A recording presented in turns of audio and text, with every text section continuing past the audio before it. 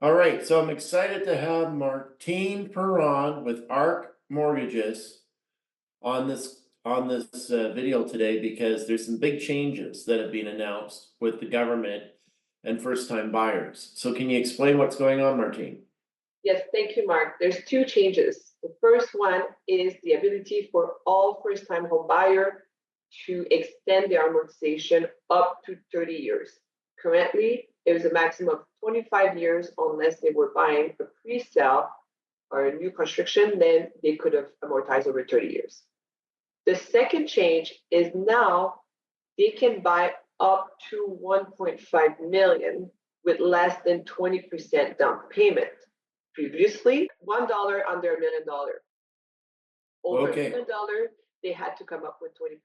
so now you can go less down, and did I hear correctly that your payments now that you can amortize it over a longer period, which will make your payments go down. That's right. That's right. So the two change.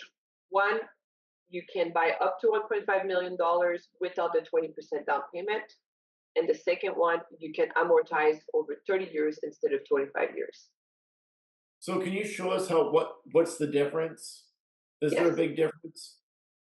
let's take a look. I'm going to share with you my screens with some numbers. Can you see my screen? Yeah. Perfect.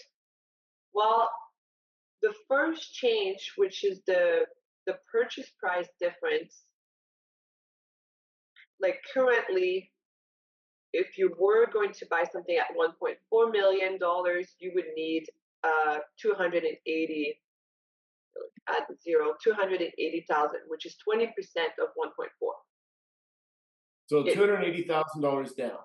Yes, and this is not easy for people with the rent that we have here in BC to save money for the down payment. So most of the first time home buyers, if they don't have a gift from a family, they usually are struggling to save for that down payment. I see. And then so that's a big difference. So now instead of 280,000, you only have to put $115,000 down. That's right. That's right. On a $1.4 million purchase.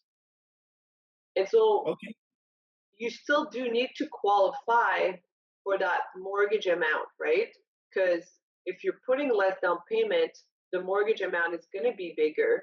Uh, Even amortized over 30 years, you would need to have a household income over $250,000 to qualify for this mortgage amount here. And so the income needed under with a 25-year amortization, what's the difference? Well, you couldn't qualify for this amount at 25 years because people could not buy over $1 million before without the 20%. So the big Mm, difference here is really for people that have, a young family.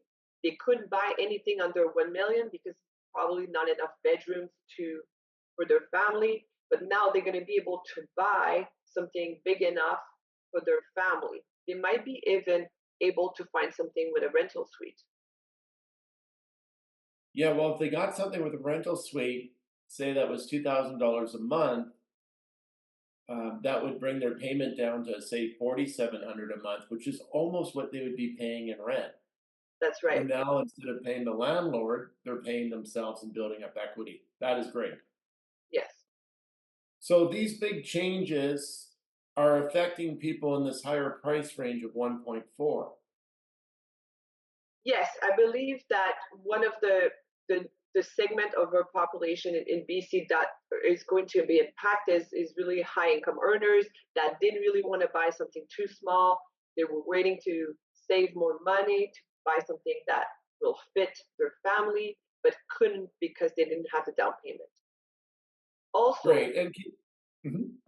the other changes now for someone that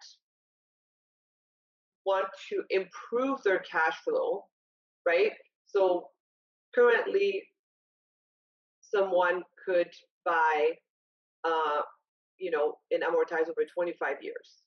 Or let's take as an example of a $1 million purchase with a minimum down payment of 75,000. This is a mortgage amount that will cost you more than 5,000 a month for a mortgage. Now, if you change that amortization to 30 years, your payments are going to be under 5,000 a month. So this is almost a $475 extra in cash flow in your pocket every month.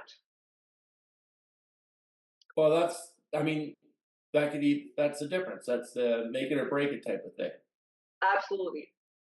But And it's, you still need yeah, a high income to qualify for this. And even though your mortgage is extended over 30 years, you still, the income difference is only 12,000 a year. So it's not going to bring a ton of new buyers on the market because it's not a drastic change into the income required to qualify. it just helps a little bit.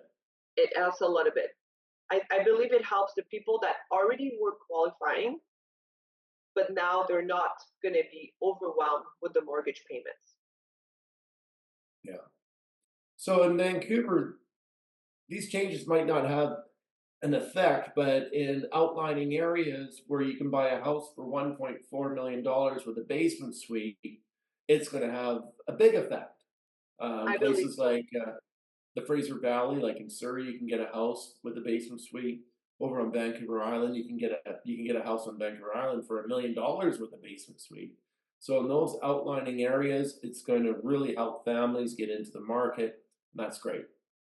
Absolutely. And also, the rental income not only helps to make your mortgage payment, but it helps you to qualify for more.